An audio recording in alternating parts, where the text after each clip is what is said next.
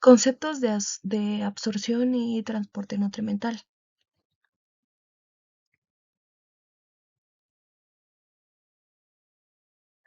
Como introducción, sabemos que para que una planta pueda desarrollarse, producir flores, frutos o semillas, necesita obtener del suelo todos los nutrientes necesarios.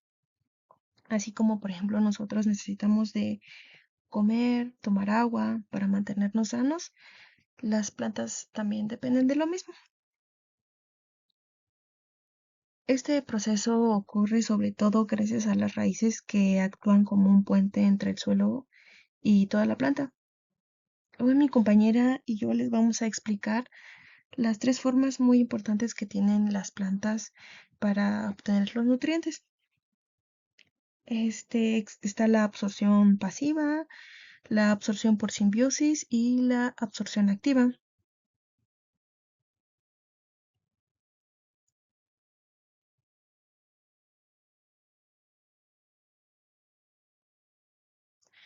Antes de entrar de lleno, me gustaría repasar algunos conceptos claves para poder entender mejor el tema.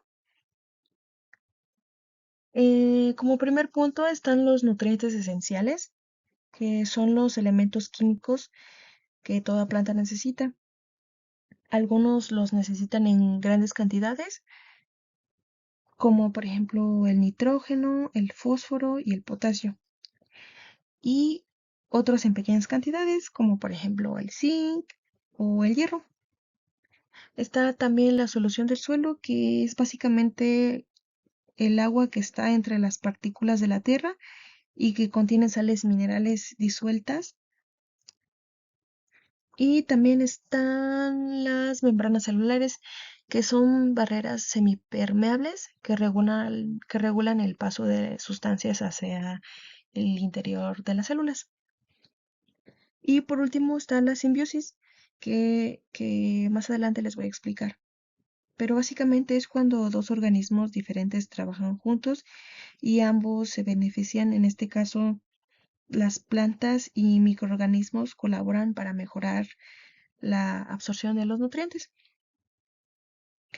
Con esto claro, me gustaría hablar sobre la absorción pasiva. ¿En qué consiste? ¿Qué es? La absorción pasiva es el mecanismo más básico y natural que tienen las plantas para obtener agua y minerales. Aquí la planta no utiliza energía, simplemente aprovecha los movimientos físicos naturales del agua y de las sales minerales para que entren a sus raíces. Esto, esto ocurre gracias a tres fenómenos. Por ejemplo, la difusión.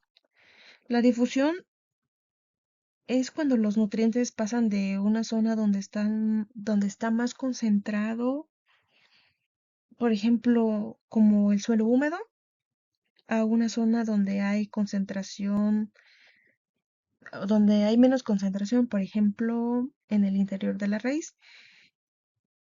Y está la osmosis, que es el agua que se mueve a través de las membranas de la raíz, buscando equilibrar la concentración de sales. Si el suelo tiene más agua que la raíz, el agua entra de forma natural. Y por último está el flujo basal, que es cuando el agua se sube por el tallo gracias a la transpiración y arrastra los minerales disueltos. Todo esto ocurre sin que la planta tenga que trabajar activamente. Es como, básicamente como si el agua y los nutrientes se ofrecieran para entrar por sí solas.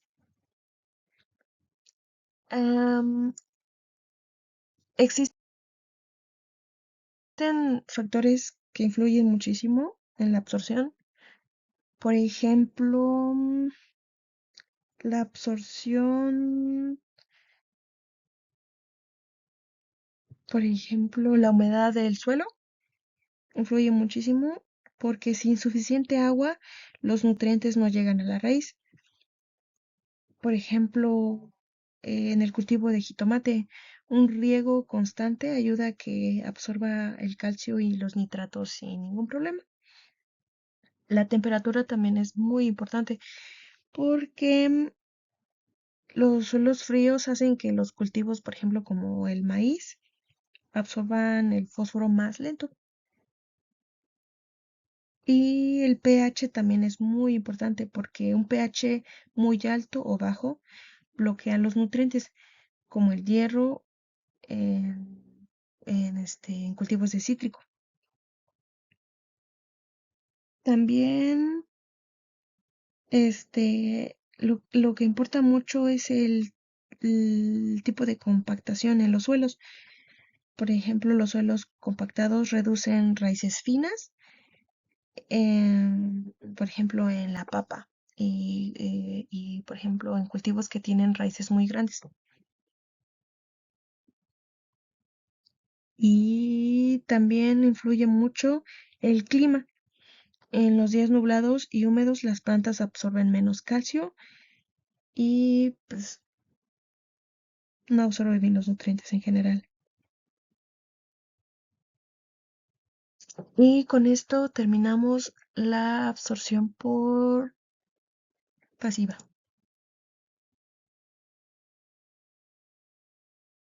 Y les explicaré la absorción por simbiosis. Este punto me gusta mucho porque aquí las plantas no trabajan solas, sino que se asocian con microorganismos del suelo.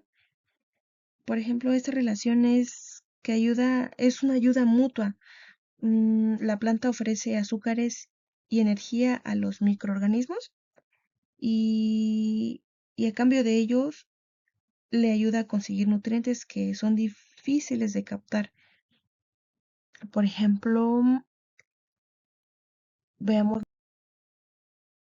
los ejemplos. Por ejemplo, las micorrizas, que son hongos que se asocian con las raíces. Como podemos observar aquí, esta es la micorriza. Las micorrizas son filamentos llamados hifas que crecen y exploran el suelo más allá del alcance de la raíz, aumentando la superficie de la absorción. Gracias a esto, las plantas obtienen más fósforo, zinc, cobre y entre otros nutrientes que normalmente son difíciles de mover en el suelo. Estos, eh, estos hongos también ayudan a las plantas a resistir sequías, plagas y enfermedades. También están las bacterias que son los fijadores de nitrógeno, por ejemplo, los rhizobius en leguminosas. Esta bacteria forma nódulos, como podemos observar aquí, forma nódulos en las raíces de las leguminosas, como el frijol, la lenteja, el garbanzo o la soya. Su función principal es convertir el nitrógeno del aire en forma que la planta pueda usar como amonio. Esto permite que el suelo se enriquezca y que el agricultor necesite menos fertilizante.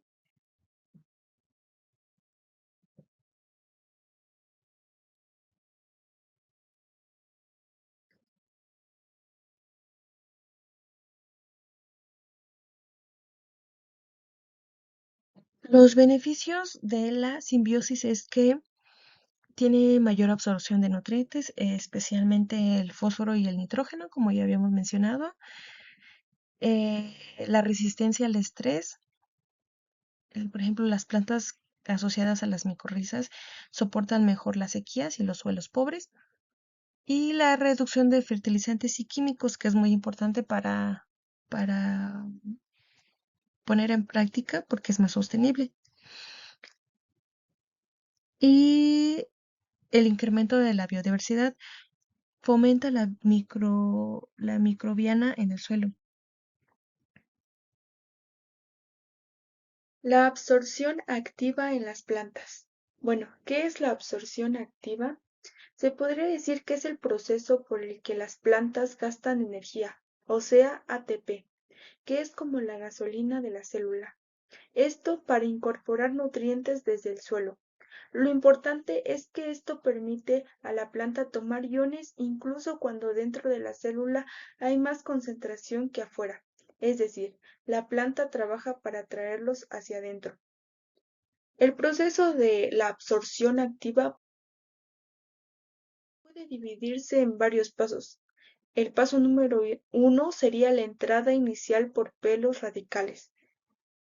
Primero, el agua y los minerales del suelo entran por los pelos radicales, que son extensiones muy finas de la célula de la epidermis de la raíz.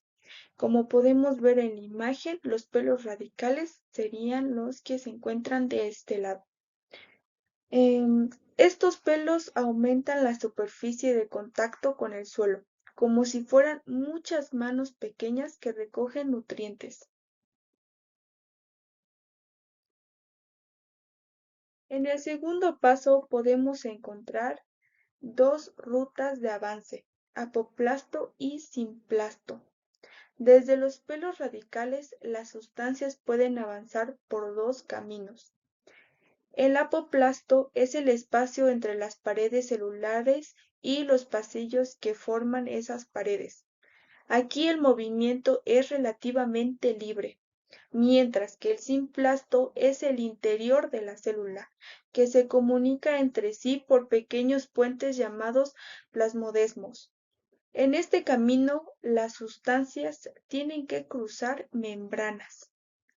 Piensa en el apoplasto como caminar por el pasillo del edificio y en el simplasto como entrar a la habitación y pasar de una a otra habitación por puertas de interiores. En el paso número 3 encontramos a la banda de Caspari, que es el punto de control. Al llegar a la endodermis, que es la capa que rodea el cilindro vascular, aparece la banda de Caspari, una franja impermeable hecha de suberina. Esa banda bloquea el paso por el apoplasto, obligando a que todo lo que quiera entrar al cilindro vascular tenga que cruzar la membrana de las células. Bueno, ¿y esto por qué es importante? Para cruzar la membrana significa que las células pueden seleccionar activamente qué iones permiten entrar y cuáles no. La banda de Caspari funciona como un filtro de seguridad. No basta con estar en el apoplasto, hay que pasar por la puerta, donde actúan las bombas y los transportadores. El paso número 4 es la bomba de protones y la batería celular. Bueno, en las membranas de las células de la raíz hay proteínas llamadas H+ATP-ASA, que son las bombas de protones.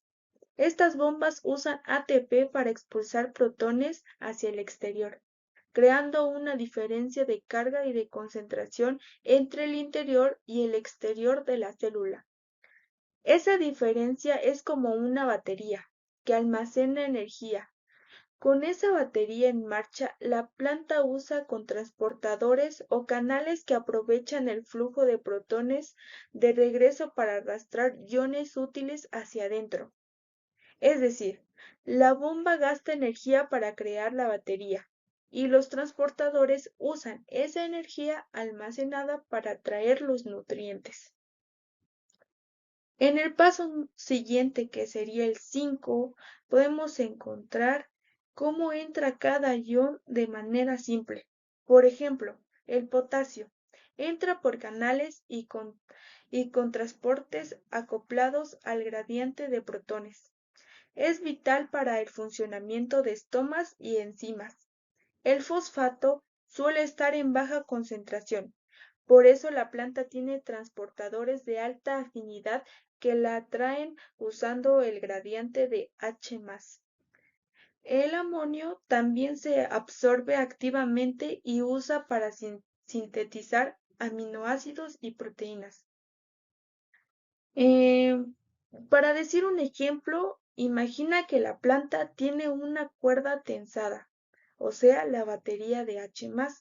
La planta deja que la cuerda se afloje en puntos específicos donde hay una polea, o sea, el contransportador, que jala dentro los iones que necesita. Paso número 6. Carga al gilema. ¿Cómo llegan los iones al sistema de transporte? Bueno, una vez seleccionados y recogidos por las células endodérmicas y del cilindro vascular, los iones se cargan activamente al gilema, el tejido por donde se transporta la savia bruta hacia arriba.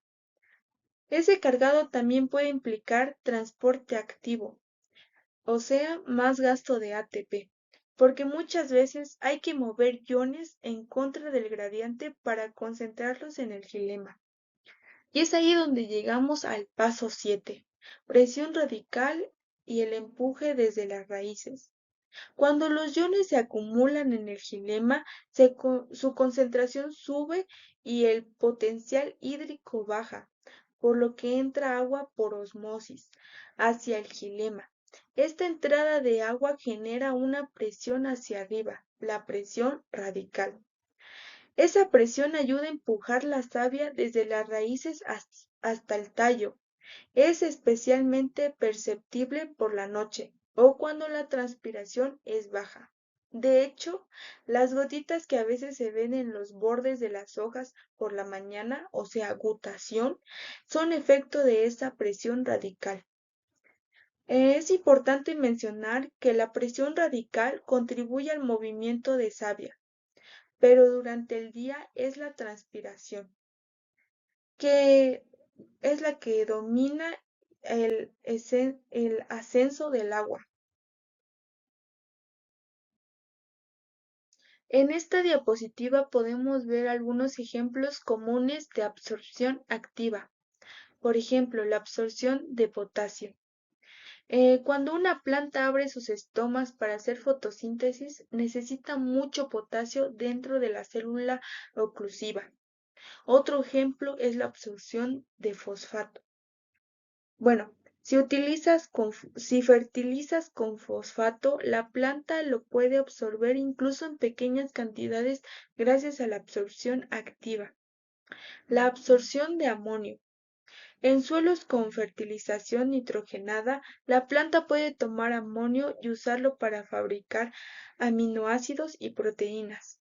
Otro ejemplo sería la acumulación de calcio. En el crecimiento de la raíz, el calcio es guiada a la punta para fortalecer las paredes celulares.